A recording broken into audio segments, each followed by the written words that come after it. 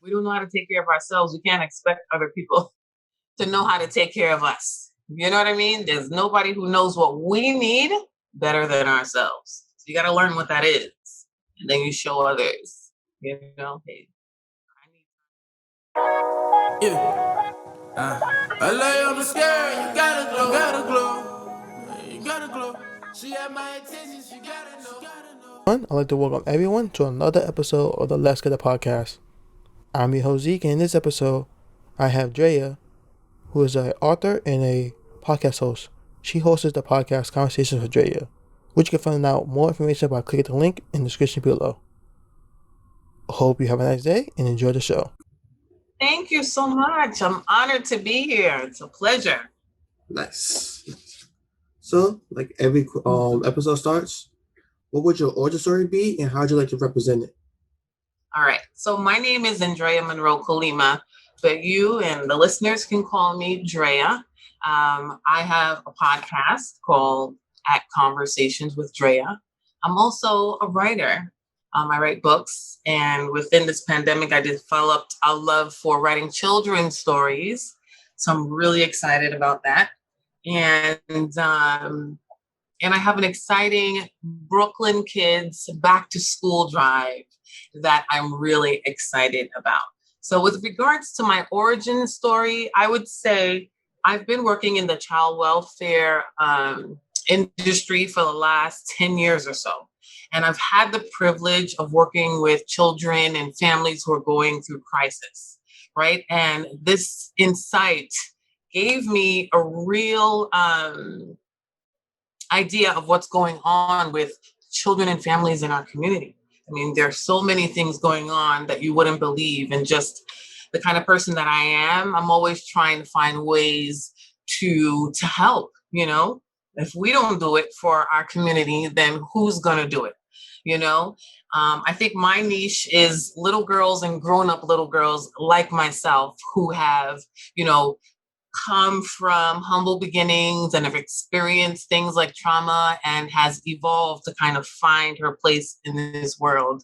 And however I can contribute to letting little girls and grown-up little girls know how beautiful they are, how powerful they are, how loved they are already, then that is what I'm going to do. I must say the only thing I have to get over is my shyness at times, but I'm so passionate about this that I am always striving to push myself, beyond that boundary. Got it. And how would you like to represent it? Would you write a book about your story? Would you make a movie? Would you make a TV show?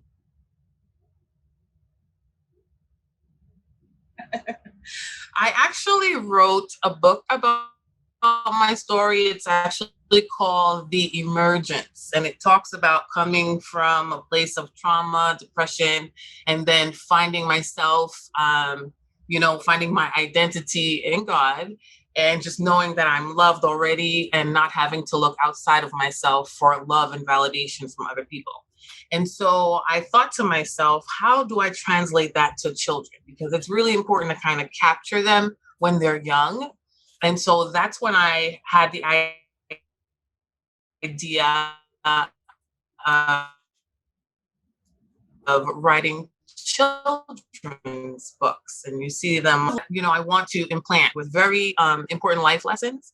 And even though they are seeds that I'm providing, I'd like to partner with the parents who read these books to kind of make the connection between the characters and the message, the deeper message within the story. So, for example, the story of the Blackbird is about a beautiful blackbird who falls down and hurts herself while flying. And, someone scoops her up, puts her in a cage, she mends, and then she is all of a sudden terrified by the fear of flying. Right. And then this individual who helps her says to her, you were not meant to be caged up in this way. You were meant to soar in this life. And on the surface, it looks like a regular children's book about a bird. But, figuratively speaking, it's about our children and the things that they're going to encounter in life. They're going to fall down sometimes. They're going to get hurt, but I want them to know that they can get back up again. I want them to know that they were created to soar and be successful in this life. And so that's where I need the parents to kind of read the stories to them and kind of make that connection so that it resonates with them, throughout their years in life. Got it. Mm-hmm. So let's start with writing first. So what kind of really got you into writing? Because for a lot of people, writing can be a very daunting task. Wow.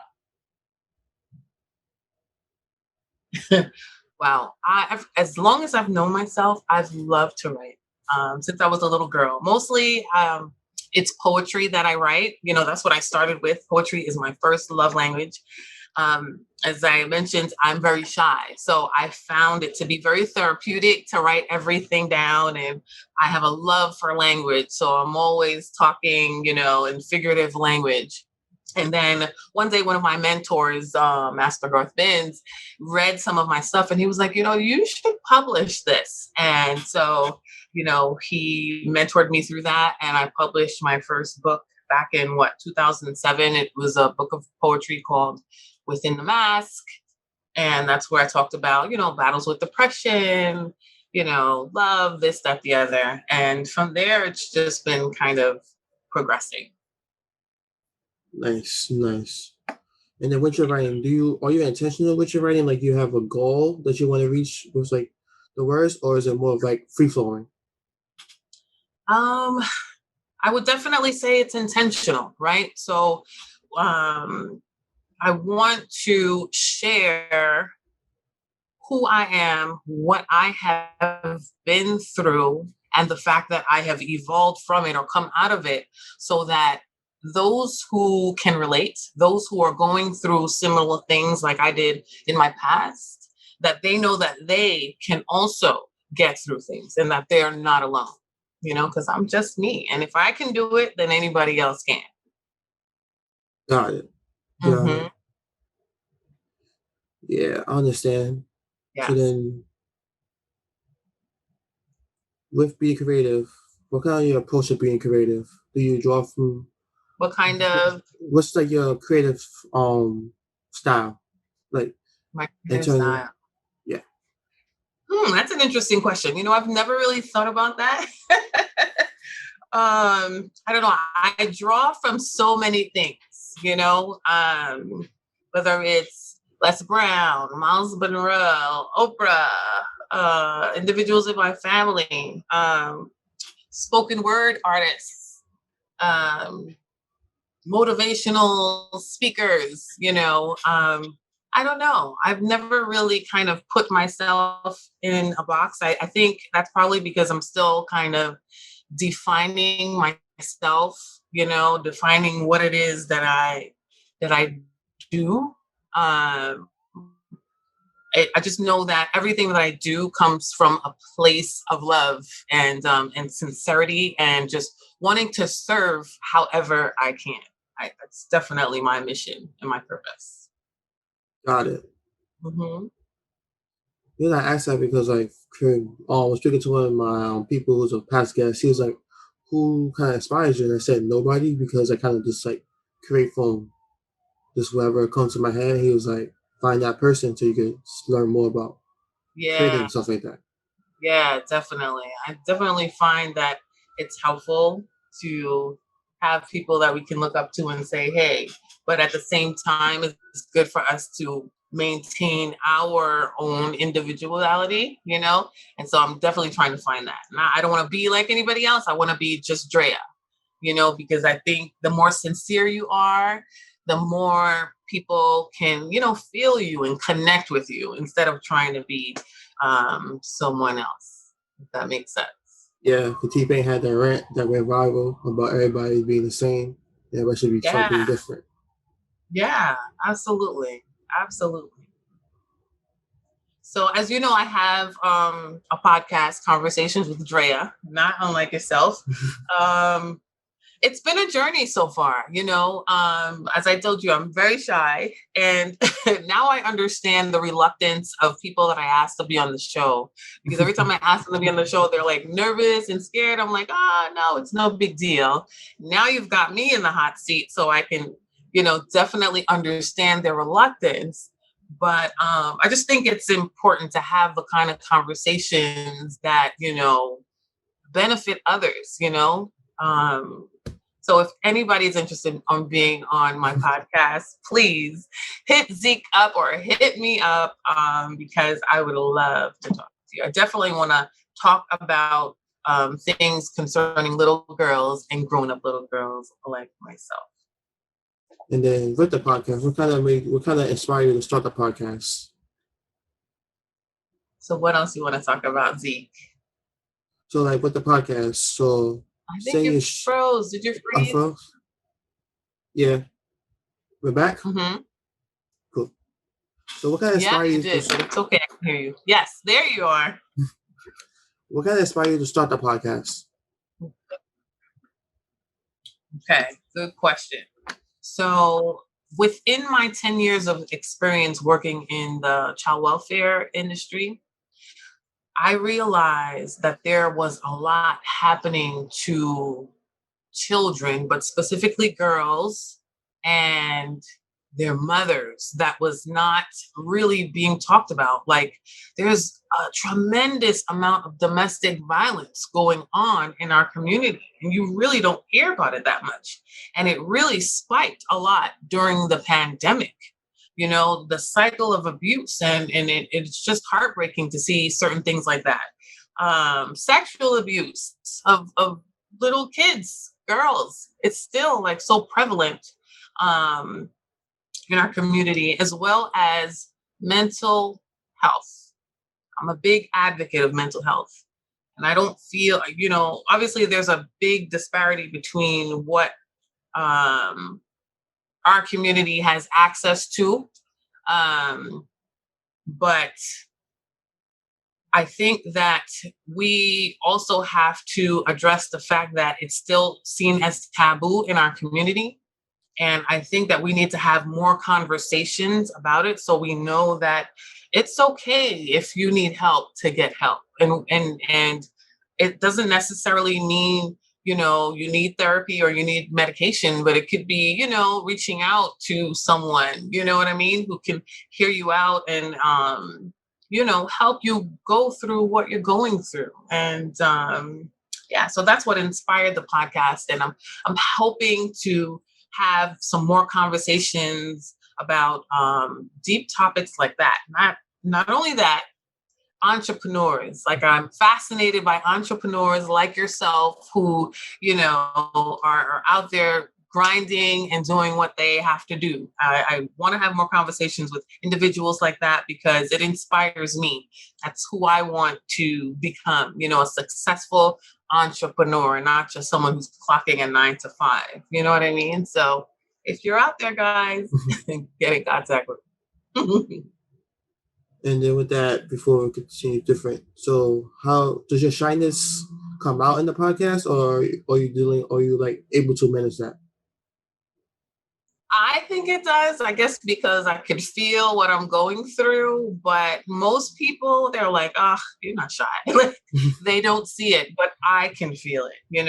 I do have the ability to, I guess, put on, as you say, airs to kind of mask it. My mom used to always say, the show must go on. No matter what you're feeling inside, the show must go on.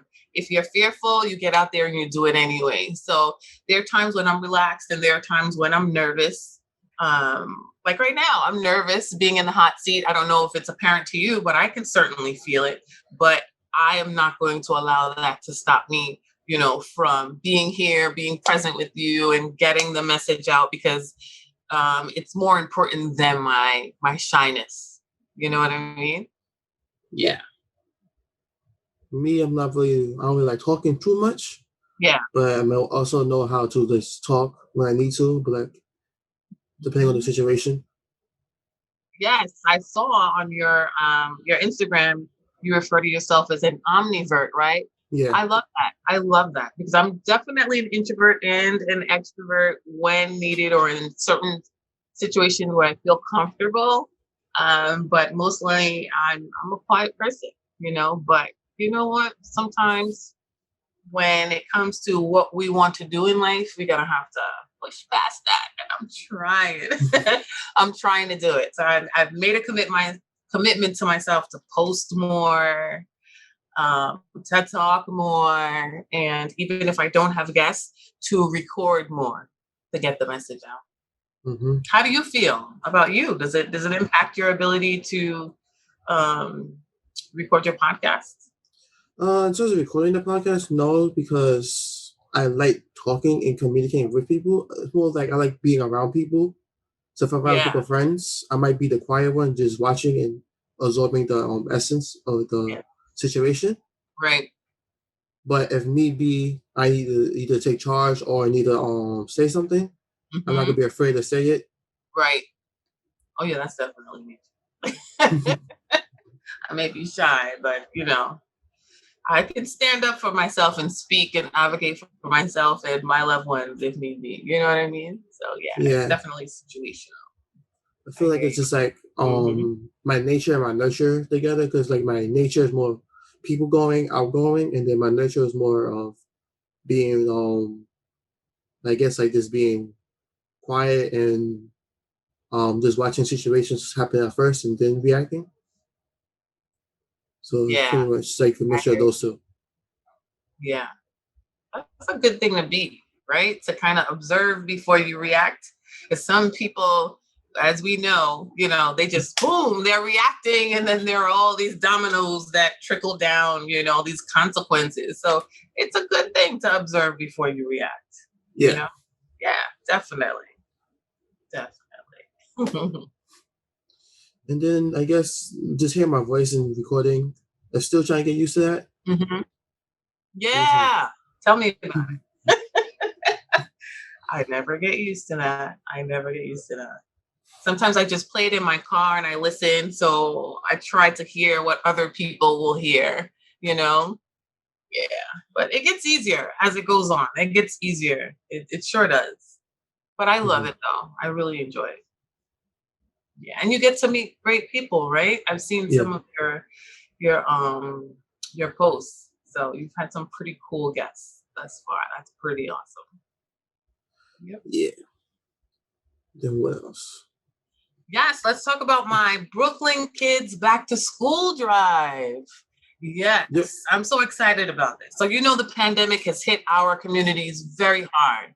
And so there's been a lot of loss of work and families are struggling and juggling between, okay, do I take the resources I have and buy food, or do I pay the rent, or do I pay this bill, So as the coming school year approaches, and it's going to be at 100% capacity in New York City, they're opening up, right? I know that parents are going to need school supplies and uniforms and clothes, for their children. And so I have a GoFundMe. It's in the link in my bio at Conversations with Drea. And I am collecting money to buy school supplies, uniforms, and clothing for children to take some of the burden off. It may not be a lot, but if I can take off a little bit of the burden off of the families in our community, then I feel like I've done something. And I've always wanted to do something during the pandemic, and I didn't know what to. This I'm really, really passionate about, really passionate about. And it's going to be in Brooklyn. I got my first donation of $100 today. I'm super excited about that. We're working on the venue and the date, but I know that charter schools start early August, public schools open early September. So maybe around the first week of August, just to kind of make sure that everybody is covered. That's what I'm looking to do. So if anybody wants to donate to a cause, Brooklyn, Stand Up, Canarsie, Bed-Stuy, Brownsville, East New York. I'm a Brooklyn girl. I work in Brooklyn. I live in Brooklyn. So I am down to help my community, my kids, and if you'd like to help, check the link in my bio at Conversations with Drea. You remember, Zeke, the first day of school when you had on your fresh clothes? We used to say fresh in the 80s. Fresh clothes. I'm telling my age. And your school supplies. I want kids to feel comfortable, their first, day and week or whatever back to school. So I pray that people join me on this. And even if they can't donate money, if you want to stand by my side and help me give out the school supplies, you want to donate water, you want to show up and bring some sweets or whatever for the kids, I'd be thrilled. So that's what I'm excited about. It's called the Brooklyn Kids Back to School Drive, happening soon. Nice. Yes. I don't miss the days to need school supplies, but people. What's that? I don't miss the days when I needed school supplies, but school supplies are definitely important. Tell me about it. Tell me about it. But I know as a mom that sometimes the kids have a list like this big of all the school supplies that they need to get. So I'm ready to help if I can. Nice. Yep. Yes. Definitely share it on my Instagram and everything. Yes, please do. Please do. I appreciate that very much. I appreciate it. Cool. So let's go to work. So in dealing with like these serious topics and everything, how do you kind of like manage that, like that emotional weight?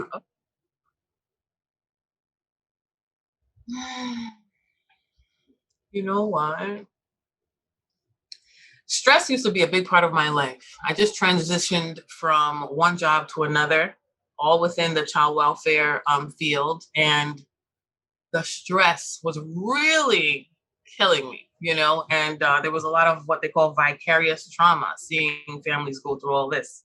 It was affecting me every day. And I realized I had no time for me. I had no time for my children, my life. And I discovered the importance of self-care. And I know that term is cliche, self-care, but it's so important. And that means to me, just taking time out, doing things that I love to do, on my days off. I like to roller skate. I like to ride a bike. I like to go walking in the park. I love music. So put on my headphones and just kind of vibe out and tune out. It means doing things, finding moments with my kids or enjoying. For me, also, a big part for me, I'm spiritual. It means prayer and kind of leaning on God, for the strength to get me through it. And I'm coming to a place of peace, even within the storm of all that's going on in the world. I've definitely seen a drastic change in how I handle stress, and just so much going on. I lost an aunt recently and grieving, and it's just definitely my faith has definitely helped me a lot in just practicing self-care in any form that I could think of. Even eating well, that's a form of self-care. So yeah, that's how I do it. Got it. Mm-hmm.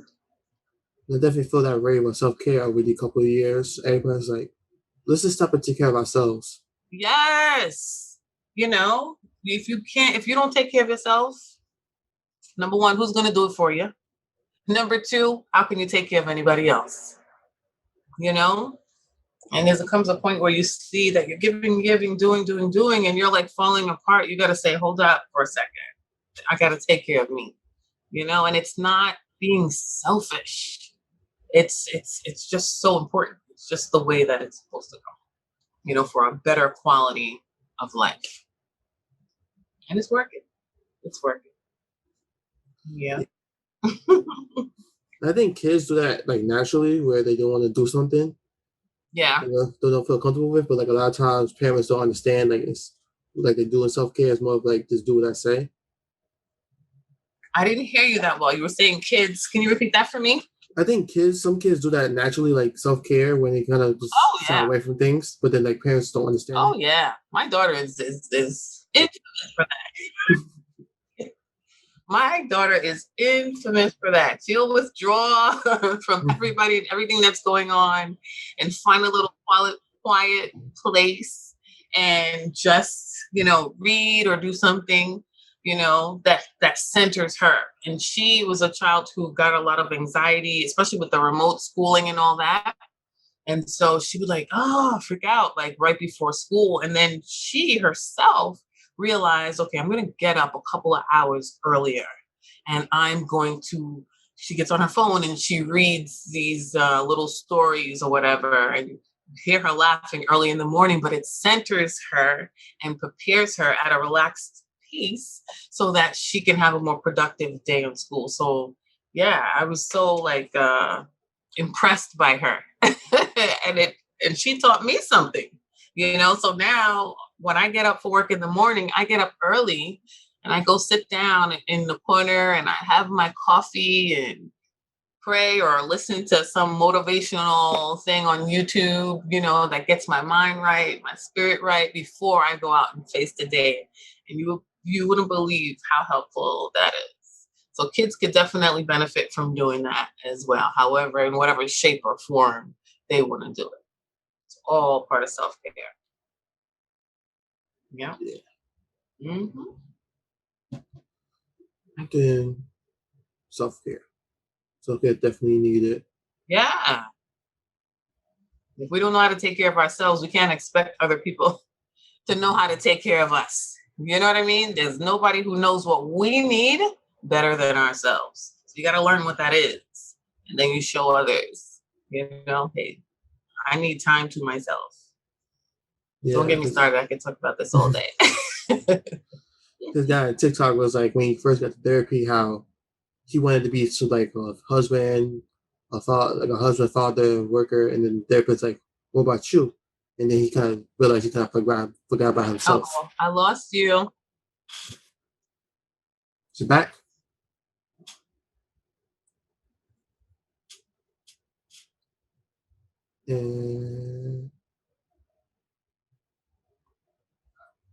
Yes, you do that. We do that. Yeah, we're back. Cool. I kind of caught the gist. You froze a little, but I caught the gist. Yeah, you said that he forgot about himself. He realized he forgot about himself. We do that a lot, and it's important that we have to learn to put ourselves first. Mm-hmm. Mm-hmm. So I think that'd be a good time to stop the quick episode. So okay. Before we go, cool. Last question I hope you got what you needed. Last question is, what would you name your origin story? Well, you named the book already, right? Yeah. Yes. So the 3 books on the back wall, The Butterfly, Who Will Alex Be, and The Blackbird are all available on Amazon.com. And you can follow me on Instagram at Conversations with Drea. And in the bio, you can find links for the books. You can also find links for the back to school drive. And you can find links to my podcast. So I hope you'll stop on by. Nice. Thank you for joining the podcast. Oh, it was my pleasure. Thank you so much for the invite. I appreciate it. It was such a joy to be here with you. I hope you'll do me the favor and be a guest on mine. Yes, anytime. Awesome. I'm going to hold you to that. Cool. All right. And then that brings another episode of the Let's Get Podcast to a close. Again, you can find out more information about Conversations with Drea by clicking the link in the description below. For next week, I have my friend Demi to speak about financial freedom and religion. Hope you can have a nice day, and I hope to see you there.